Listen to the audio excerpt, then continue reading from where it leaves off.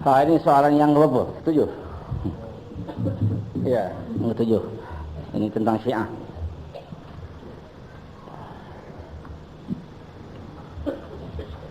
Saya menulis buku Bahaya Syiah baru setahun yang sudah. Saya mensyarahkan tentang Bahaya Syiah ini baru lebih kurang sebulan. 2 bulan ya. Dalam 2 bulan. Sedangkan sebelum dari itu saya dah pergi ke Iran. Jemputan daripada kerajaan Iran. Tahun 81 ya. 82. Wakil Arkam dijemput sebanyak 3 orang termasuk saya. Bila negara jemput tu, semua perilah, makan peri, tempat tinggal peri, tambang semua peri. Dibagi hadiah macam-macam pula. Selama 11 hari. Dalam 11 hari itu diperlihatkan macam-macam lah. Macam-macam negara. Waktu saya melihat tu, dah banyak benda lah saya lihat. Sangat bercanggah dengan Islam. Atau dengan kata lain, bercanggah dengan Quran dan Sunnah. Tetapi hanya melihat saja tak cukup. Mesti ada hujah ilmu. Ada hujah ilmiah.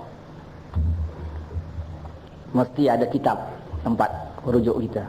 Sebab kalau kita nak lihat satu kumpulan itu atau satu kaum itu karut tak karutnya, soal dia ma'amal atau tidak itu soal lain. Tetapi tengok ajaran itu dulu. Ajaran dalam kitab lah. Kalau ada ajaran yang karut, kira karut lah walaupun dia tak amalkan.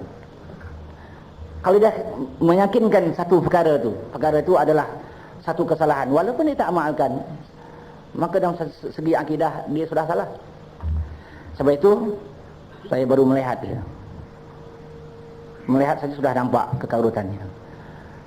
Tetapi kalau kita nak katakan karut berdasarkan apa yang kita lihat, mana boleh diterima. Secara Islam pun tak boleh terima.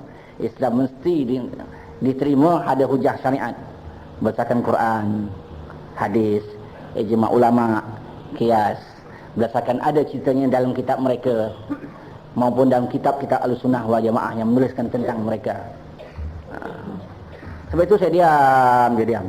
Lama, banyak tahun saya diam. Hati dah tak senang lah. Tapi kita diam. Paling tak senang, barangkali saudara-saudari mungkin tak terasa. Siapa yang duduk di Kuala Lumpur terasa. Siapa yang duduk di Kuala Lumpur terasa. Siapa yang duduk di wilayah Selang sudah terasa. Ya, terasa. Terasa macam mana? Yang dulu setengah-setengah orang pada peringkat awalnya dia sokong Iran. Bila kita tanya mengapa sokong Iran, maka dia memberi jawapan, kita sokong saurahnya saja. Kita sokong revolusinya saja. Kita sokong kaedahnya saja. Karena kaedahnya telah membawa kejayaan. Kita tak sokong akidah dia. Kita tak sokong konsep ibadah dia. Ialah itu pun kita rasa dah tak senang juga, tapi boleh tolak ansur lagi lah. Boleh tasamuh lagi lah. Boleh toleran lagi. Boleh. Kita biarkan. Lama-lama melarat. Lama-lama melarat. Akhirnya apa? Saudara-saudari tak dengar. Ini berlaku semua di wilayah. Tempat ahli fikir, tempat cerik bandai, tempat orang yang ada degree berjela-jela. Saya tak mahu sebut orangnya. Kalau saya nak sebut boleh? Tak mahu sebut orang. Ada yang berani bersyarah depan-depan. Depan orang ramai tak ada sudut-sudut lagi. Apa di antara mereka? Ini ulama ni, semuanya macam ni ulama. Yang dulu mengatakan Ahlussunnah wal Jamaah, dia pun masuk sekolah pun sekolah Ahlussunnah wal Jamaah. Ada di kalangan mereka berkata, Muawiyah tu betul lah tagut. Kerajaan Muawiyah tu betul tagut. Biarkan lagi. Kita dengar pula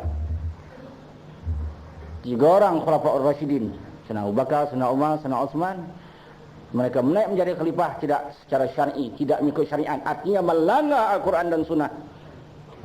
Sahabat besar yang Rasulullah pesankan kepada kita, alaikum bi sunnati wa bi sunnati khulafair rasyidin. Hendaklah kamu mengikut perjalananku dan perjalanan Khulafaur Rasyidin. Rasulullah puji itu kerana mereka ini yang benar-benar melaksanakan ajaran Islam selepas Rasulullah. Datang ulama tu berkata 3 orang ni menjadi khalifah tidak syar'i, artinya 3 orang khalifah ini telah melanggar Al-Quran dan Sunnah. Artinya dia mencabar Allah dan Rasul. Hai, ini dah berat lagi. Kita dengar pula lagi. Kalau kita sudah terima dia punya saurah, revolusinya, kita terimalah akidah dia. Ini orang yang ada PhD tu, doktor. Nama tak mahu sebut. Kemudian melagat lagi. Bersyarah di satu tempat di Negeri Sembilan. Seorang Tok Guru juga. Apa katanya? Untuk menyelesaikan masalah umat tak semua pemuda-pemudi ini, kita galakkan saja nikah mut'ah. Cakap di masjid macam ni, macam saya bersyarah malam ni. Bukan nyuruk, bukan tutup tingkap.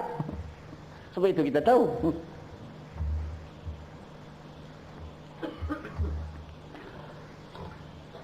Adalah cita-cita lain lagi. Jadi daripada saya asalnya diam, saya tak boleh tahan. Kamu macam tu, saya mengarang sebuah buku. Saya nak mengarang sebuah buku tu, nak menjadi keyakinan, nak menjadi pegangan, bukan main-main. Selain daripada nak meyakinkan orang ramai, ini ada rasa tanggungjawab dengan Allah. Bukan habis di dunia saja, akan disoal masa di depan Tuhan. Apa untung saya kalau bukan harta dasar ini tanggungjawab? Jadi sebelum saya mengarang tu, bukan saya terus saya ingin nak mengarang dia Bismillahirrahmanirrahim, saya pun tulis andai-andaikan. Pendapat saya, pandangan saya, mana ada dalam kitab dan bayar sinah saya katakan pandangan saya, pendapat saya. Rata saya cari kitab. Jumpa tok guru sana, tok guru tu tak ada kitab. Cari ustaz sana, ustaz tu pun tak ada kitab. Pergi di kedai-kedai pun tak ada. Pergi di Maghribi pun tak ada jumpa. Di Tunis pun tak ada jumpa kitab tu. Di Urdun pun tak jumpa kitab tentang Syiah. Sama ada yang ditulis oleh Syiah maupun oleh Ahlus Sunnah wal Jamaah. Sebab kitab-kitab Syiah ni tak banyak ada di kedai kitab-kitab Ahlus Sunnah wal Jamaah. Kau dapat pun sikit-sikit saja. Dapatlah sikit-sikit. Di Urdun dapatlah agak 1-2 yang ditulis oleh Ahlus Sunnah wal Jamaah, tapi yang ditulis oleh Syiah tak ada. Jadi kalau kita nak tulis tentang Syiah, hujah daripada Ahlus Sunnah wal Jamaah yang memang menentang Syiah, nanti banyak orang akan tolak. Memanglah Ahlus Sunnah wal Jamaah tolak Syiah. Saya rasa tak kuat lagi. Nak kena cari kitab Syiah juga. Cari sana cari sini, rupanya dapat di Pakistan di kedai orang Syiah sendiri. Di antaranya Usul Kafi, hadis sahih mereka. Waktu saya menulis itu, di depan saya ada 27 kitab. Termasuk kitab Khumaini. Kebanyakan dalam bahasa Arab. Bahasa Arab. Saya cubalah mentelaah. Cubalah kaji. Hadma yang semampu boleh saya. Ya. Maka saya pun menulis. Kitab Syiah di waktu itu yang menjadi marajik saya, menjadi referen saya, ada 10. Kitab yang ditulis oleh Ahlus Sunnah wal Jamaah ada 17. Jadi semuanya 27, tak silap saya. Tak silap saya. Selepas saya tulis tu banyak lagi datang. Banyak lagi datang. Sama ada yang ditulis oleh Ahlus Sunnah wal Jamaah maupun ditulis oleh orang Syiah itu sendiri. Saya pun menulis, keluarlah buku yang bernama Bayar Syiah. Lebih kurang tebal 140 muka. Mungkin saudari telah miliki dan telah membaca. Cuba baca sungguh-sungguh. Semua saya referen, bukan pandangan saya. Jadi sama ada buku tentang Syiah ini ditulis oleh orang Syiah maupun Syiah ini ditulis oleh Ahlus Sunnah wal Jamaah, semuanya karut. Di antara mereka itu mengkafirkan para sahabat, kecuali 4 orang atau 5 orang saja yang sahabat itu tak kafir selepas Rasulullah. Apakah ini boleh kita terima? Apakah boleh kita biarkan? Tak boleh kita biarkan. Ini soal akidah. Akidah dan ajaran Islam ini asas. Perkara yang paling penting. Kalau akidah sudah rosak, tak ada arti semayang, tak ada arti puasa, tak ada arti perjuangan, tak ada arti pengorbanan. Tidak ada arti syariat. Sebab itu kita bangun. Walaupun kita rasa daurah kami ini seorang, tapi terpaksa bangun. Soal akidah ini tidak boleh tolak ansur. Dalam syariat, ini boleh pelan-pelan dengan cara kaedah-kaedah yang tersendiri. Dengan usul